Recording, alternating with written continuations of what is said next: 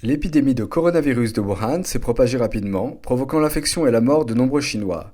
De nombreuses familles ont été brisées, il y a même des cas où tous les membres d'une même famille sont décédés. Le 12 mars, un internaute a écrit: C'est une tragédie. Il y a un point de quarantaine à Wuhan, dans le quartier de Qingshan, avec 32 enfants âgés de 0 à 17 ans, ils sont tous orphelins. Il a ajouté: Le personnel prendra soin de ces enfants et organisera ensuite leur vie là-bas. Actuellement, ils n'ont ni vêtements, ni livres, ni chaussures. Si vous vivez dans le quartier de Qingshan, si vous avez ce qu'il faut pour les aider, vous pouvez faire un petit don. Des bénévoles vous contacteront et viendront le chercher.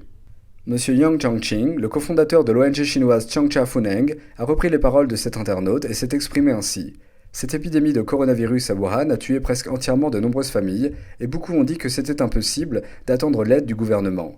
Les informations sur ces orphelins vont créer une énergie négative, c'est pour cela que le responsable des reportages sur les virus de Xinhua News n'a lui non plus pas parlé de leur situation. De nombreux internautes sont très affligés de cette terrible situation. Toute la famille est morte, c'est tellement tragique.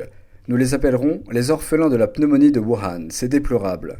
Le 13 mars, les autorités du quartier de Qingshan ont officiellement démenti ce qu'on pouvait lire sur Weibo.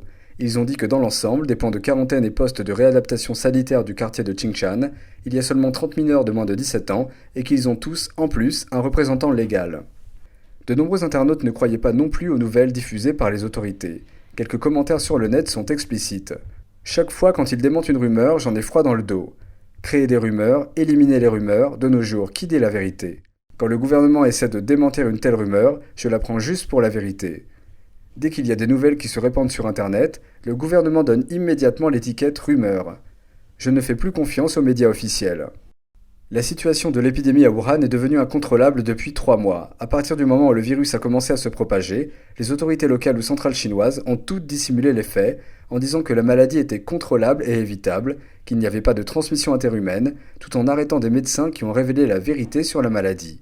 Lorsque l'épidémie est devenue incontrôlable, le gouvernement chinois a réagi en fermant les villes, les quartiers et les habitations. De plus, les grands et les petits hôpitaux sont surchargés de patients depuis la fermeture de la ville. De nombreux patients infectés par le virus doivent être confinés à domicile, ce qui conduit à ce que toute la famille soit infectée. Cela signifie que les gens sont confrontés à une épidémie de très grande envergure. En outre, les dirigeants chinois n'ont aucun moyen à la hauteur pour résoudre ces situations dramatiques.